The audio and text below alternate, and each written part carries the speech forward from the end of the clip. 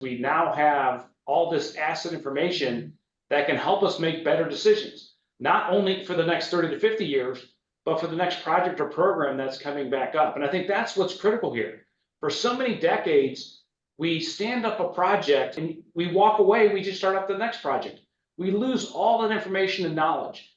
And this is where owners can drive change here, drive a new business process, make it a contractual obligation, so that we're starting to collect information from a different lens. We're not just collecting all these various documents. All these documents now are associated to an asset. So now, based upon that asset type in our portfolio, how do we perform as an organization? What do your contracts say? What are you asking for, right? If your contracts are 10, 15 years old and you're still asking for the same deliverables you did from back in the day, you're not going to get anything different that's going to be useful to you. That's why it's really, really important to make sure you revisit, you work with your procurement very, very closely to align the deliverables and the expectations to the capabilities of what we can produce today.